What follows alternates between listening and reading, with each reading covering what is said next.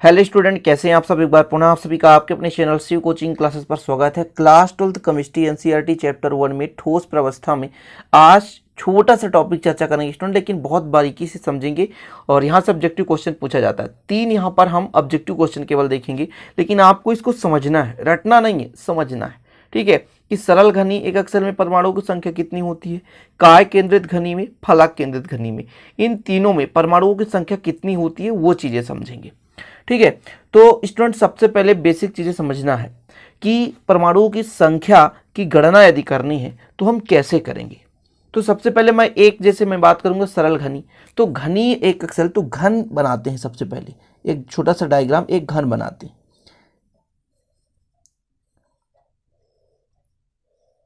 अब सरल घनी एक अक्सर क्या कहलाता है प्यारे भाइयों, जब एकक सेल केवल कोनों पर स्थित हो। घन में कितने कोण होते हैं? घन में टोटल 8 कोण होते हैं, तो ये 8 कोण पर है। ये आपके पास जब जालक बिंदु केवल कहाँ होता है, कोण पर स्थित होता है, उसे हम कहते हैं सरल घनी एकक सेल।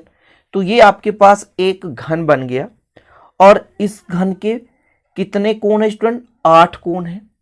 तो यदि हम बात करें कि घन के प्रत्येक कोने पर स्थित 8 जो स्टूडेंट कण हैं, तो ये घन को क्या करते हैं, एक प्रकार से साझा दर्शाते हैं, या घन में स्टूडेंट जो भी एकक सेल का निर्माण होता है उसमें सहभागिता दर्शाते हैं।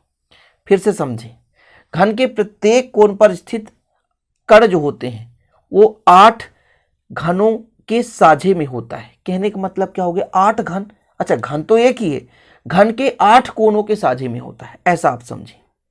जो आपके पास यहां पर ये जालक बिंदु हैं, तो स्टूडेंट वो कितने से मिलकर बना हुआ है? 8 से मिलकर बना हुआ है। समझ रहे ना? मैं एक के लिए बात करूंगी तो इसकी सहभागिता कितनी हो जाएगी? 1/8। यानी 8 है, किसी एक के लिए सहभागिता दर्शाएंगे तो 1/8 हो जाएगा। 8 कोने हैं, 8 कोने हैं, ठीक है ना। 8 किसी एक के लिए दर्शाएंगे तो स्टूडेंट वो पूरा क्या कहलाएगा कि 8 बिंदु किसी एक के लिए, लेकिन जब एक के लिए निकालेंगे तो 1/8 हो गया। कुल मिलाकर के 8 कोण जो है एक घन के लिए। समझ रहे ना? यदि एक कोण निकाला जाए, एक कोण की सहभागिता, तो 1/8 यानी 8 भाग में 1 भाग। समझें, ये जो घन है वो कितने कोण से मिलकर बन रहा है? 8 कोण से। अभी 8 कोण से मिलकर एक घन एक अक्सर बन रहा है, लेकिन मैं किसी एक की बात करूं तो 1/8 मतलब 8 कोण में से एक। अब समझ में आया होगा। फिर से समझें, ये जो 8 है स्टूडेंट, ये 8 क्या है? ये कोण है। तो 8 कोण से एक घन निकल रहा है, लेकिन एक कोण की सहभागिता मैं कहूं तो एक कोण की सहभागिता 1/8 यानी 8 में से एक। 8 कोण थे, एक की सहभागिता 1/8 हो गया। इसी प्रकार यदि फलक की बात करूं, आमने सामने के 2 फलक होते हैं। जैसे आपके पास एक यहां पर छोटा सा घन है, ऐसा आप घन बना लें, सिंपल सा,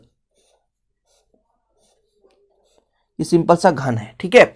अब जैसे कि मान के चलता हूं इसका फलक ये नीचे वाला ये है और ऊपर वाला ये फलक है। इन दोनों के बीच में सेंट्रल में एक आपके पास क्या है स्टूडेंट, मान लीजिए या कि ऐसा समझते हैं थोड़ा सा, इसके सेंटर में ये होता है, इसके सेंटर में एक होता है, ठीक है। यानी एक फलक ये है, इसके सेंटर में क्या है, एक जालक बिंदु है, और एक फलक ये है नीचे वाला। देखिए आमने सामने का फलक हम देखेंगे ना, इसके सेंटर में एक है। तो अभी इस जो घन में सहभागिता कितने हैं, इसको हम काट देते हैं। तो ये जालक बिंदु, ये जालक बिंदु, 2 जालक बिंदु से इस घन की सहभागिता को दर्शा रहे हैं। लेकिन जब मैं एक की बात करूंगा स्टूडेंट, तो 2 में से एक, तो 1/2 हो जाएगा। यानी फलक में, फलक के जो केंद्र पर स्थित कण है, ये फलक के केंद्र पर स्थित कण है। ये स्टूडेंट किसी एक के लिए 1/2 होगा, क्योंकि 2 में से एक। लेकिन अभी मैं बात करूं कि इस घन में टोटल कितने आपके पास जालक बिंदु हैं, तो 2 जालक बिंदु, एक ऊपर वाले फलक में, एक नीचे वाले फलक में।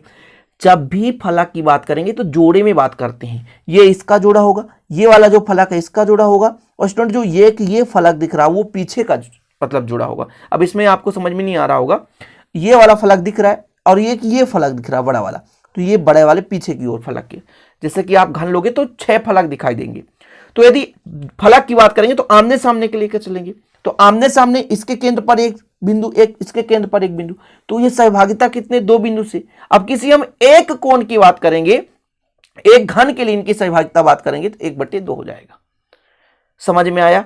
इसी प्रकार यदि स्टूडेंट आपके पास ये घन है और इसके केवल सेंटर की बात की जा रही है तो सेंटर के लिए केवल एक ही मानेंगे, क्योंकि एक ही है, एक मानेंगे।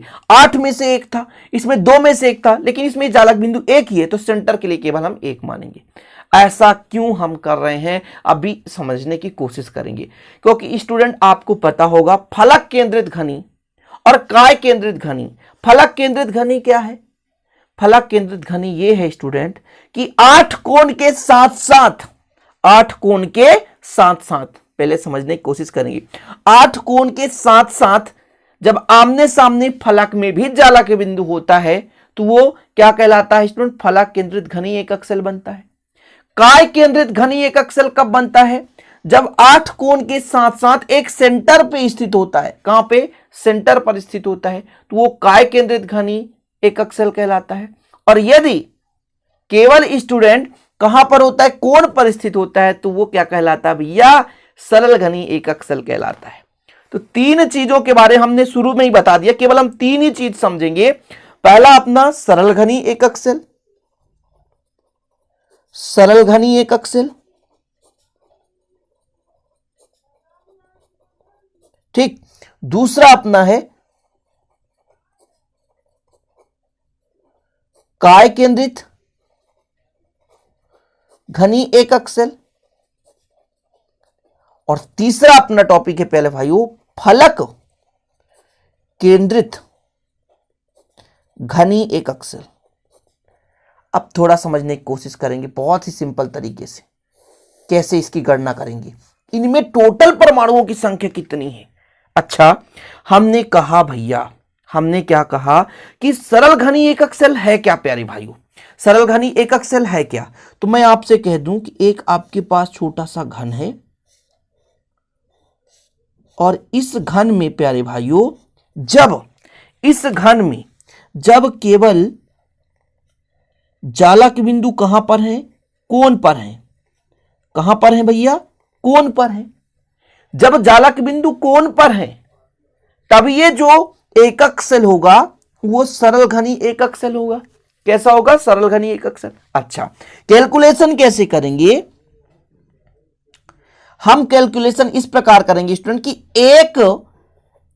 एक इकाई के लिए 1/8 और टोटल कितने कोण है? 8। 8 से 8 कैंसिल, कुल मिलाकर एक परमाणु हो गया, क्योंकि अन्य यहां पर जालक बिंदु नहीं है। केवल और केवल कहां पर जालक बिंदु है स्टूडेंट? केवल और केवल इसके फलक के कोनों पर जालक बिंदु है। तो एक के लिए होता है 1/8, तो हमको कितने के लिए निकालना था? 8 कोण के लिए निकालना था, तो हमने पहले कोण के लिए तो 1 आ गया। अच्छा, काय केंद्रित घनी बता दो आप। काय केंद्रित घनी क्या होता है? काय केंद्रित घनी ये होता है कि स्टूडेंट 8 तो है ही है, 8 तो है ही है। अच्छा, सेंटर पे अलग से चर्चा करेंगे। 8 तो है ही है। धन में एक सेंटर पर होता है, और सेंटर के लिए जब बात करते हैं सेंटर के लिए हमने बताया था केवल 1 माना जाता है, तो प्लस में 1 करेंगे तो यहां से 8 से 8 कैंसिल और 1 1 कितना हो गया? 2 हो गया। इसमें परमाणु की संख्या कितनी हो गई? 2 हो गई। इतना चीजें क्लियर। चलिए आगे बात करते हैं प्यारे भाइयों। फलक केंद्रित घनी, फलक में क्या होता है आप बताओगे? फलक में क्या होता है? फलक में होता है स्टूडेंट आमने सामने, ऊपर नीचे। ठीक है, फलक में क्या होता है? ऊपर नीचे। तो फिर से समझने की कोशिश करेंगे कि स्टूडेंट क्या होता है फलक में? फलक में भी है, तो टोटल कितने फलक हैं? 6 फलक हैं। टोटल कितने फलक है? 6। कोण में तो है ही, साथ में फलक में भी है। अच्छा, बात कर रहे हैं अभी हम बात कर रहे हैं 1/8 × 8, तो ये तो कोण के लिए हो गया। फलक केंद्रित घनी एकक सेल कब कहलाता है? जब कोण पर स्थित हो, साथ में फलक पर हो। कोण पर स्थित हो, साथ में फलक पर हो। अच्छा, फलक के लिए आपने क्या सीखा? 1/2। क्या सीखा? 1/2। और कितने फलक हैं भैया? तो 6 फलक हैं। आप काउंट कर लो, घन के 6 फलक हैं। इसकी परमाणु की संख्या 8 से 8 कैंसिल हो गया, और 2 3 6, यानी 1 यहां बचा, 3 यहां बचा। टोटल कितना हो गया? 4।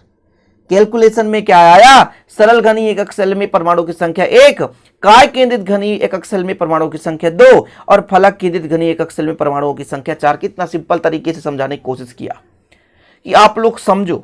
अच्छा, इसका फुल फॉर्म भी पूछ दिया जाता है, SC, या स्टूडेंट आ जाए SCC, SCC, फिर आपका आ जाएगा VCC, ठीक है, और एक स्टूडेंट आ सकता है FCC या FC। ठीक है, क्लियर। तो देखिए S का मतलब होता है सिंपल यानी सरल, cubic cell, SCC simple cubic cell. ठीक है, फिर आप कह सकते हैं इसको simple cubic unit cell, simple cubic unit cell, एकक सेल भी कह दें तो, क्योंकि यहां पर एकक है तो यूनिट कह सकते हैं। लेकिन यदि आपका SC बस आ गया तो सिंपल क्यूबिक सेल आ जाता, सरल घनी सेल तो सिंपल क्यूबिक सेल। समझ रहे, ये B है। B का मतलब क्या होता है, बॉडी सेंट्रेड सेल या बॉडी सेंट्रेड क्यूबिक सेल भी हो सकता है। ठीक है, तो बॉडी सेंट्रेड सेल, और ये फेस सेंट्रेड सेल। ठीक है, या कि स्टूडेंट ऐसा भी यहाँ पर फेस सेंट्रेड क्यूबिक सेल। तो ऐसा आप लोग जाने रहें कि SCC का मतलब सरल घनी एकक सेल। कभी कभी आ जाता है SCC में परमाणुओं की संख्या तो 1, VCC में परमाणुओं की संख्या तो 2, FCC में परमाणुओं की संख्या तो कितनी, 4। ऑब्जेक्टिव में पूछा जाएगा, जो कि आपसे बनना चाहिए। तो आज का इतना ही टॉपिक है स्टूडेंट, छोटा सा वीडियो। मैंने पहले ही बताया था कि आज का छोटा सा वीडियो रहेगा, और आशा और उम्मीद है कि देखिए छोटा वीडियो जो होता है स्टूडेंट आपका बोरिंग नहीं होता, और बोरिंग नहीं होता मतलब आप इसे अच्छे से तैयारी कर सकते हैं। यदि बड़ा सा वीडियो रहता है तो लोग देखते भी नहीं, बोरिंग भी रहता है। अगला जो वीडियो रहेगा वो इकाई सेल के घनत्व की गणना कैसे करेंगे, बहुत बढ़िया न्यूमेरिकल क्वेश्चन के साथ लाएंगे। तो अगले दिन बिल्कुल सुबह आप 7 बजे बिल्कुल देखना ना भूलें। इकाई सेल के घनत्व की गणना कैसे करना है पूरा विधिवत चर्चा करेंगे, पूरा अंकी क्वेश्चन के साथ। ठीक है, तो स्टूडेंट आशा और उम्मीद करता हूं वीडियो पसंद आई होगी। पसंद आए तो लाइक जरूर करिएगा, दोस्तों के साथ शेयर कर दीजिएगा। नए हैं तो चैनल को सब्सक्राइब कर लेना। मिलते हैं अगले वीडियो में। जय हिंद, वंदे मातरम।